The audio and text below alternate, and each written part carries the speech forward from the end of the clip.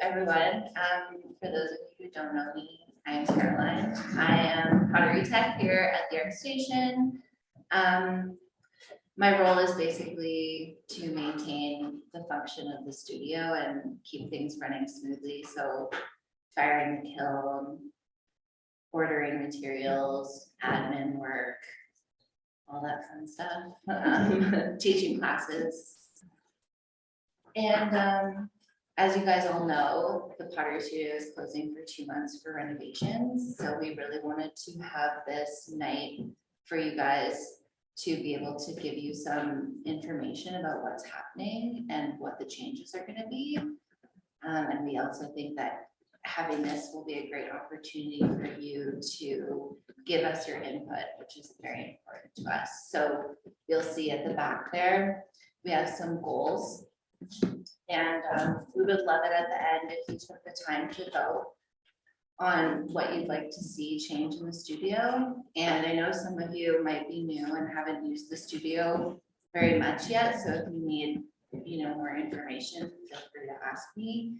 And I'm going to go through the presentation. And if you have questions throughout, maybe just hold on until the very end, because with the way that it is set up, there might be information at the end that would answer your question at the beginning. So at the end, we'll have a question and answer period. And then, sorry, just circling back to the voting, the jar there is, we have a little comments and other paper. So under the long-term goals, the very last category is other. So if you guys have your own ideas that are not there listed, you can fill it out on the little sheet and put it in the jar. Okay. I'll be giving out stickers at the end. Yes, Louise will give you all stickers. So you'll have basically how the voting will work is you'll have a different color of little circular stickers. So you can put that on in each category, and then you're going to have one star. So the star will be like your ultimate favorite thing, I guess, or like whatever you want the most. Yeah. All right. So this cover photo here you see is the mood board that Logan, some of you might know Logan, who works here. She came up with this. She's been instrumental in doing the design portion of our renovation. Her background is in interior design, so we've really been leaning on her. I'm not the best at that kind of stuff, but I can provide the input necessary to make the studio functional, but not necessarily the input to make it look nice. So she's been doing that. So this is some of the inspiration that she's come up with. So that's why it's our cover photo. I just wanted to talk a little bit about what has been going on since I've started here. So we've been offering workshops, which we want to continue to do. Technical person's having a it's kind of hard to see, but anyway, basically workshops take place in the Pottery Studio on Monday and Wednesday evenings, and then workshops for all ages. So we have the kids play, which is upstairs in the theater, so that doesn't necessarily interfere with Pottery Studio usage. And then we have play camps for teens. We have the intensive workshop, the intensive 2.0, wheel throwing 2, wine and wheel, and specialized workshops like the Teapot workshop that some of you took part in. So we want to continue to offer those same workshops after the reopening. And we also recognize that we have some opportunities to improve certain things around the studio. As with anything, there's always opportunity for improvement. So here are some of the things that I came up with that I felt like we had an opportunity to improve on, and we'd love your input as well at the end as to what you think about this. So communication across communication to everyone across one platform. So right now we have the Facebook group, but not everybody is on Facebook. And then we also have the email, but not everybody reads their email. So we're kind of in this weird state where most people are getting information, but we're still we still have some gaps. So we'd like to figure out maybe a more streamlined way to get that information out to everybody. clay reclaim. I want to create a more functional clay reclaim station so that you guys can reclaim your own clay. Ensuring everyone has the most up-to-date info on studio practices and procedures. So that sort of ties into the first point about getting information out. Glaze usage. So one thing that I've noticed is that some glazes get used all the time and other glazes seem to have sat in the buckets for like months not being used. I think there's been several glazes I haven't made since I started 7 months ago. So I'm wondering if maybe we could refresh those glazes and maybe decommission the old glazes and bring in some glazes that people want to use more, because the ones that there seems to be ones that are not getting used. Some supplies can make the studio more functional. So that's going to be something that you guys are going to vote on. There are just some, studio things that we can have that would make everything a little bit easier. And then public outreach. So getting more people in the studio, using the studio, and bring friends. So if you guys ever want to bring a friend, Brianna, then you can. They just pay the drop-in fee and they can come and you can show them how to use the studio. You don't have to, they don't have to take a class with me or anything. You can supervise them.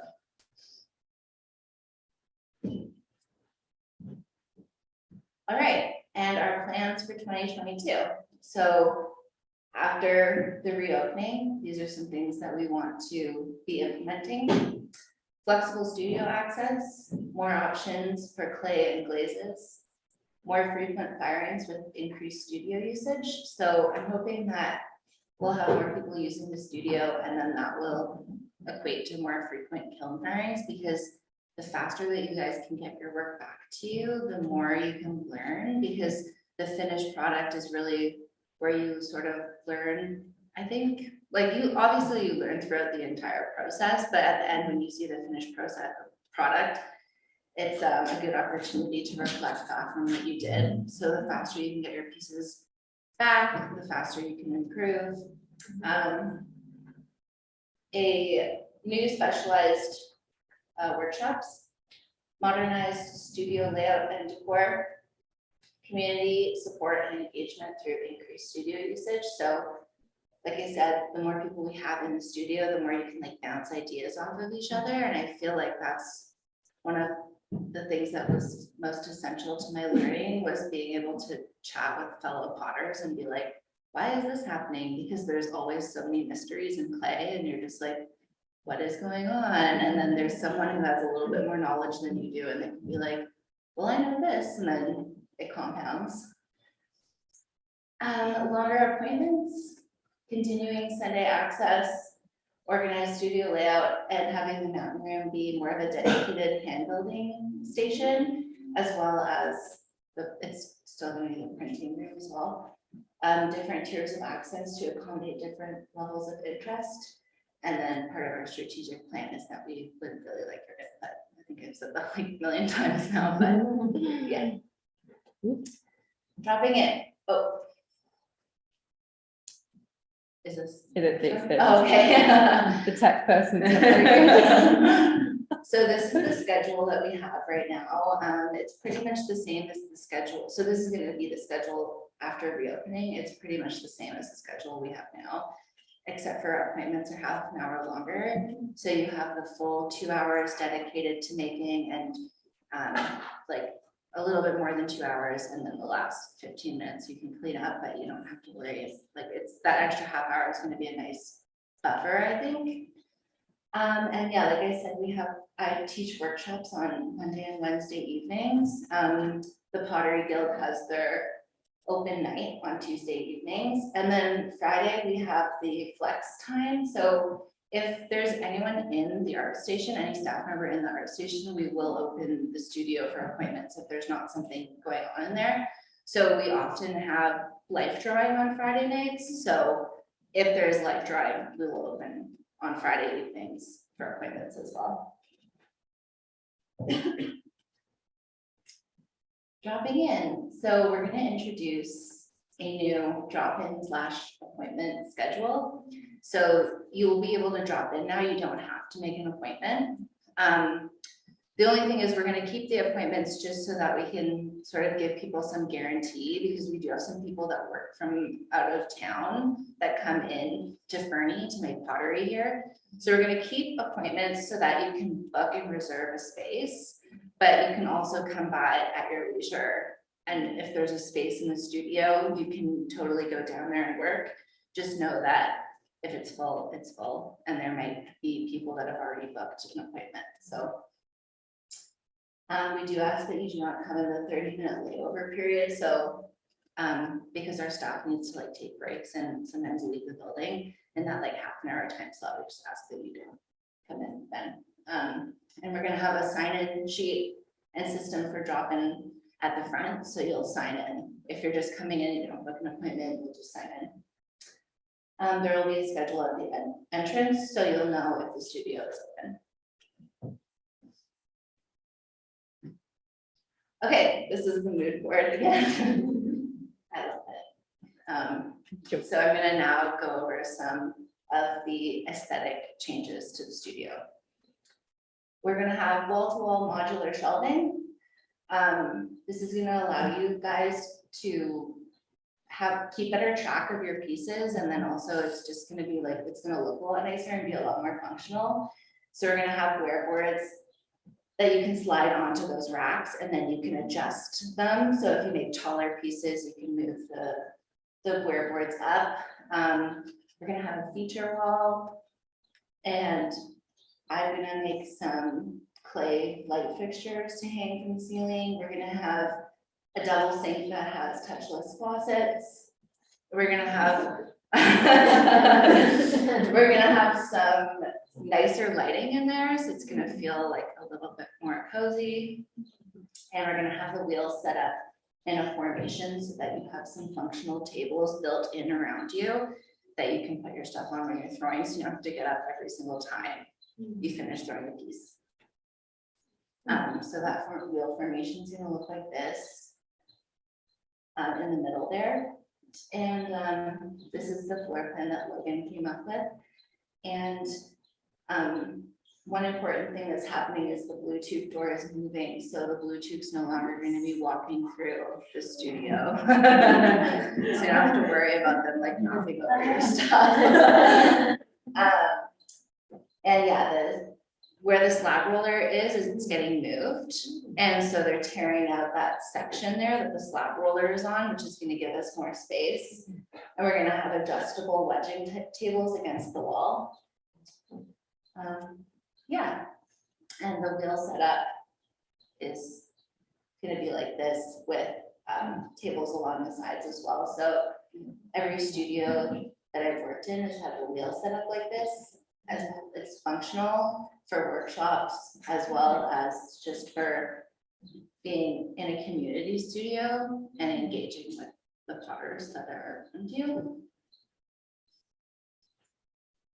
Oops. New clay. So we're going to bring in 2 new clays. Many of you, I'm sure, have noticed that the M340S bloats anywhere above cone 6. So those are those little bubbles that happen. And also if you ever refire a 340S, it bloats without fail. So we're getting rid of 340S and replacing it with mid-smooth spec. And it looks pretty much the exact same, except it's just a little bit more white. So it's almost like the 390 or 370 with speckles in it. And yeah, it's really similar clay. I don't think you guys will notice a difference in terms of function, but we don't have to worry about it bloating because we fired a cone 6. The rep from Plainsman said that the 340S can't go anywhere above cone 6. So that means if our kiln gets even a few degrees hotter in certain places, it's going to bloat. And that's just a problematic thing for us to have in the studio. And then the other clay we're getting is the CCSS, which is like a beautiful red, brown speckled clay. And I have an example of it here if you guys want to have a look. And it's like the design of it is to create a reduction look at in oxidation, so it sometimes is prone to flashing, and it's really beautiful. And I've tested them and they're compatible with their glazes. Honey Flux is a new glaze that we're getting. It is, well, it's a recipe that I'm gonna make. It's a flux glaze that works really well over top of other glazes. I've been testing it. It's replacing the mystery white. Thanks for everyone who was using the mystery white to get rid of it. I really appreciate that. And I've tested it with our glaze. These are some pieces I made with it over Sarah's white and the T12. And it creates movement, and it also like creates kind of like brighter colors, and it's really versatile. So I think you guys are gonna really like that one. Okay, this comes to our tiers of access that we're gonna have. So this is the new levels of access that we're gonna be implementing after the reopening. It's similar in a lot of ways to the old model. And we're gonna continue with this, and we're also going to, I'm gonna say like a little bit more about this after I come to the next slide, but there's a lot of different options and a lot of discrepancies. And I encourage you guys to ask us how much you're using the studio. So we have record of how many appointments you guys have booked over the past while, like over the past little while. So if you guys are curious as to how much you're actually using the studio, don't hesitate to ask us.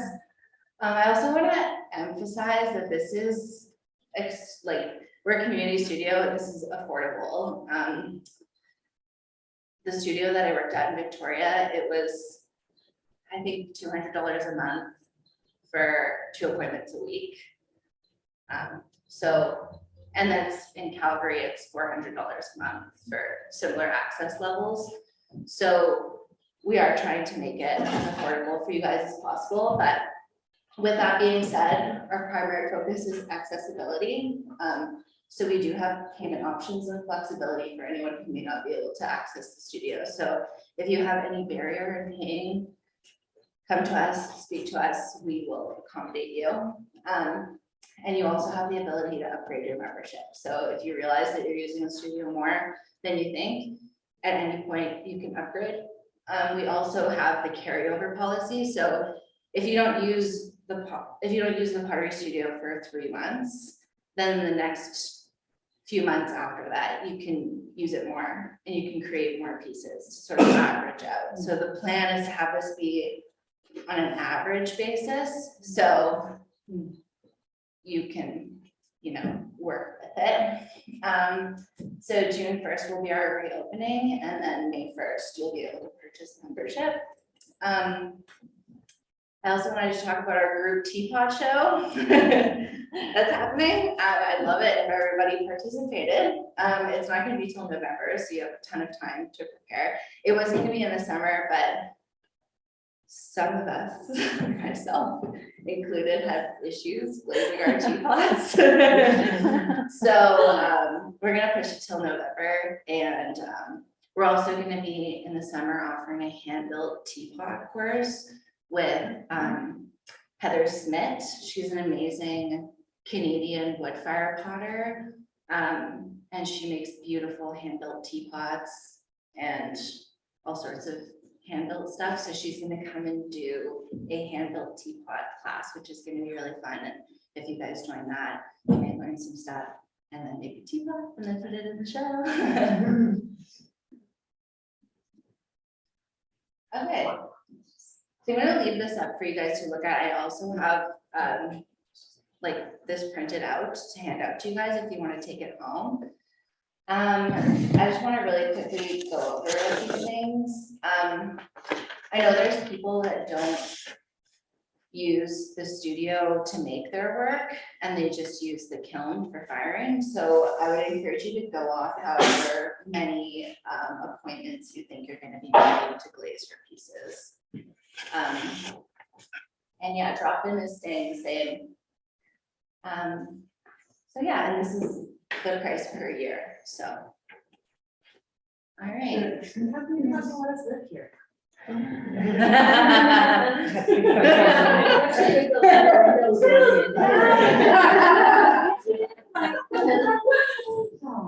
The two, like, I think they all be up to 2 to 4 is a week, a month, A month, a month. 2 to 4 appointments per month. And I also wanted to mention that our appointments are half an hour longer. So that also weighs into this. Have our appointments been tracked for the last year? Can I get an average? Yeah. Yeah. Okay. Yeah, so I'll open the floor up for any questions now, if anyone has any. That includes Zoom. Do you, you're talking about the glazes that have not been used, do you know which ones those are? I'm just very curious because I've had some glaze issues and I'm wondering if it's the one that hasn't been used. Yeah, so I can tell you the glazes I haven't made since I've been here. Yeah. The Bailey's Red, the T12, the Glossy Black.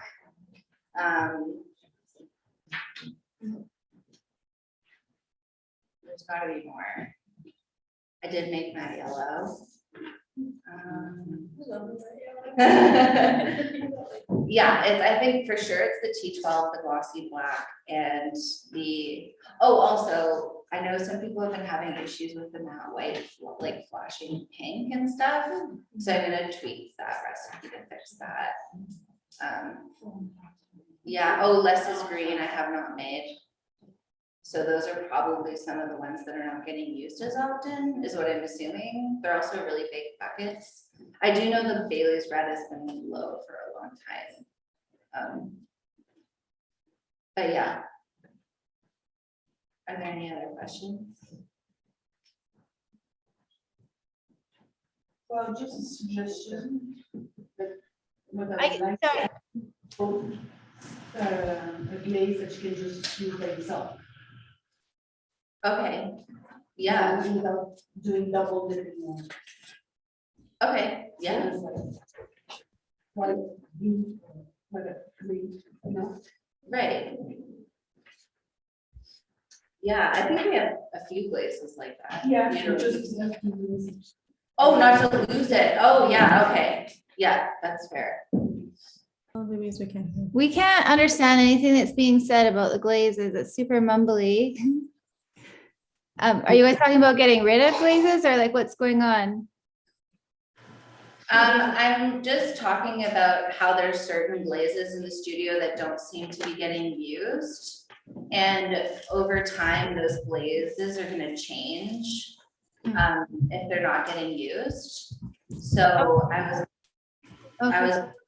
just wanted to put that out there for people to think about, because if there are certain glazes that are not getting used that we get rid of, then we can bring in other glazes that might be used more frequently.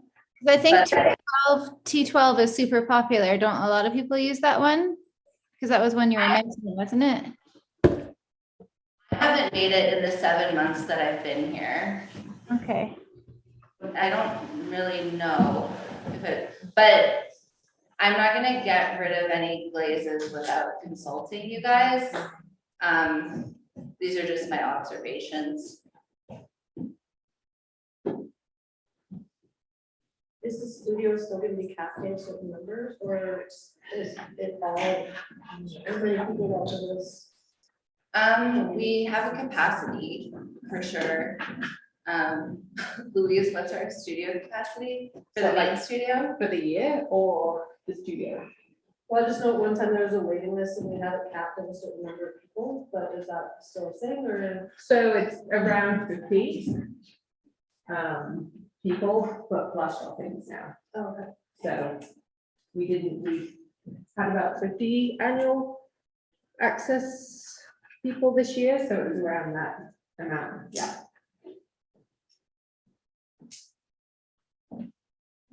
I have another question. Yeah. Just keep covering it, that's another questions. The studio appointments, are they still gonna be capped at a certain amount of people allowed in the studio, or, because you said if you show up and it's full, but what's full? So there's a capacity on the studio, and that is like set by like building code. Okay. So it's 10, but that includes the glaze room. And it also right now includes a Bluetooth employee. Okay. So that's one of the reasons we wanted to move that door. So it will help with that, but yeah, we can't have more than 10 people in there. Have we ever had? Is there going to be a renovation for the glazing room? We hope so, if we can afford it. So it might not happen like immediately, but it's definitely on the cards, because again, we want to try and make more space in there. Yeah.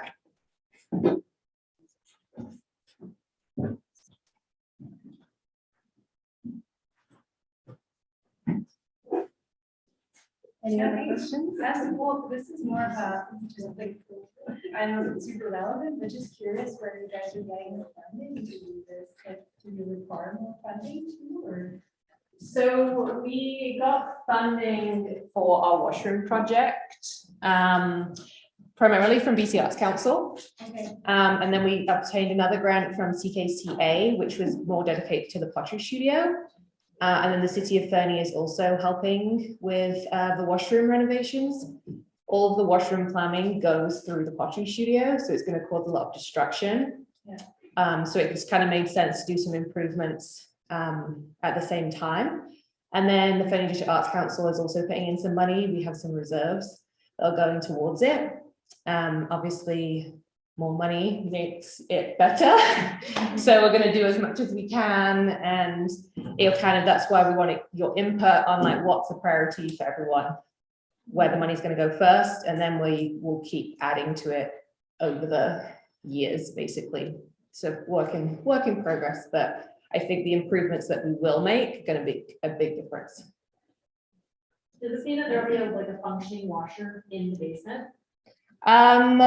Hopefully. The big thing for that is actually a cleaning cost. So we had to close the washrooms downstairs because we couldn't afford the cleaning. But yeah, we hope to reopen those. They're not going to be renovated, so they'll still be the old ones. But yeah, it's just the cleaning costs for our cleaning service is quite high. So yeah.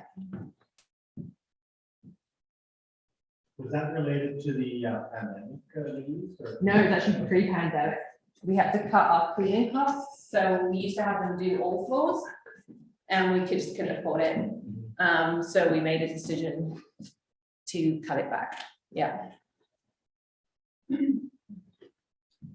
So this question is related to the wheels, the wheels. So you just gonna move them with your. During the renovation? Yeah. Yeah, so we're gonna be moving everything has to come out of the pottery studio, and we're gonna store it in the tree and mountain room. So we'll just store them away while the work's getting done. Okay. Mentioned the mountain room might be used more for just can building. I was wondering, because I noticed that from 7 to 9, like most of the evenings are spoken for due to workshops or the field or whatever. There's not really much open time from 7 to 9. If it's like possible that it could be like the mountain room that you could go to if you didn't want, like if you weren't participating in the workshop or the field, and you could still book in if that was the only time that worked for you. Yeah, definitely the mountain room is an option. I think the big thing is if there's a workshop happening, generally all the wheels are being used. So if you're looking for a wheel, that's where it gets challenging. Again, that's one of the items as priorities. So if more wheels is a priority for everyone, then let us know that. I mean, definitely what I will say about all of these goals is you'll probably read them and be like, well, I want all of them. Yes, we want all of them. But we only have so much money, and like this is for our strategic plan for the whole organization. So we're sending out more general surveys, but like everything we do, but this is like pottery specific. So generally it's like short term in the next like year, midterm, you know, year to 2 years, long term, you know, 3 to 5 years plus. So just keep that in mind when you're putting your favorites, because it might be hard to choose, but it's like what is going to make the most impact to you for that. So yeah, and then the mountain room will still be the printmaking as well. I actually think it's great to kind of mix different art forms. You can inspire one another. So yeah, we generally have 2 appointments right now for the Mountain Room for Pottery and 1 for printmaking. So yeah. And again, having the hand building kind of more focused in the mounting room is again to try and increase that capacity because that has additional spots. So like on top of the 10. So just more space.